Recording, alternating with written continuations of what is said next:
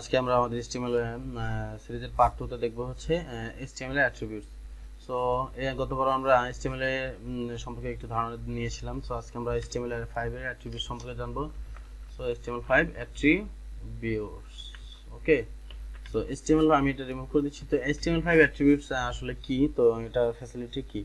তো HTML5 attributes আসলে তেমন কিছু না, এটা হচ্ছে আপনার এই অ্যাট্রিবিউট ব্যবহারের মাধ্যমে আপনি অ্যাডিশনাল ইনফরমেশন ব্যবহার দিতে পারবেন, মানে অতিরিক্ত তথ্য প্রদান করতে পারবেন। এটা একটা এক্সট্রা ফ্যাসিলিটি, সো এটার সচরাচর ব্যবহার হয়। সো আজকে আমরা দেখবো যে এটা কিভাবে মূলত ব্যবহার করতে হয়। তো প্রথমে সাপোজ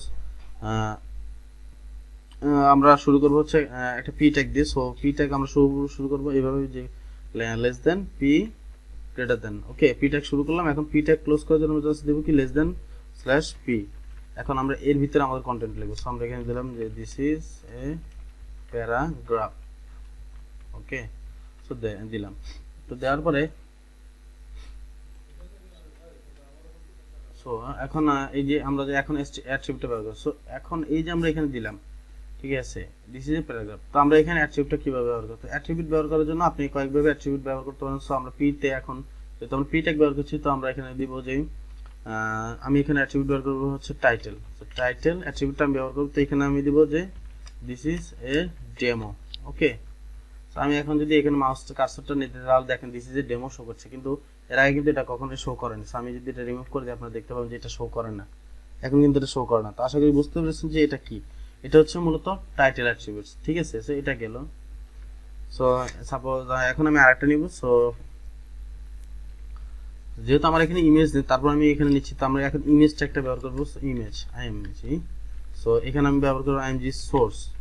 সোর্স আমি নাথিং কিছুই দিলাম না। এখন এখানে আমি মূলত যে অ্যাট্রিবিউটটা ব্যবহার করবো সেটা হচ্ছে উইথ এবং হাইট। সো আমি এখানে দিলাম উইথ 20 পিক্সেল, হাইট 20 পিক্সেল। ওকে, তো এখন দেখেন আমার এখানে কিন্তু এই যে ইমেজ নেই, কিন্তু সে এই যে আমি যেখানে এই যে অ্যাট্রিবিউটের মাধ্যমে যে ব্যবহার করছি উইথ, সে কিন্তু এটা নিয়েছে।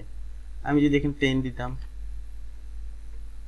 দেখেন এটা কিন্তু নাই। এখন আমি 20 দিই, দেখেন এটা চলে আসবে আবার, ঠিক আছে।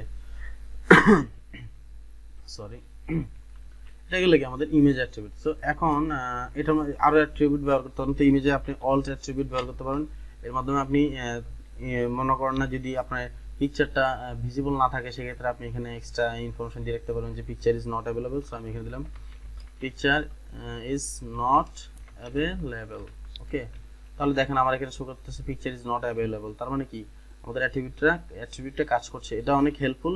এটা মূলত যখন আপনার সাইটে ব্যবহার করুন, আপনি লাইভ কোনো ওয়েবসাইটে যদি সাপোজ আপনার পিকচার থাকবে না, তখন আপনি এরকম মানে অল্টের মাধ্যমে এই যে অ্যাট্রিবিউটের মাধ্যমে টেক্সট দিয়ে দিতে পারেন, সে ইমেজের পরিবর্তে কি শো করবে যদি ইমেজ না থাকে। সো এটা গেল। তারপর আমরা এখন এইচআরএফ অ্যাট্রিবিউটের মাধ্যমে দেখবো যে এইচআরএফ এর মাধ্যমে দেখবো এখানে আমরা কিভাবে অ্যাট্রিবিউট ব্যবহার করতে পারি। সো এখানে আমি দিলাম এইচআরএফ, আমি এখানে না কিছু দিলাম না, জাস্ট ক্লোজ করে দিলাম। সো এখানে আমরা টাইটেল অ্যাট্রিবিউটটা ব্যবহার করব। টাইটেল মিসিং কন্টেন্ট লিংক, এই যে দেখেন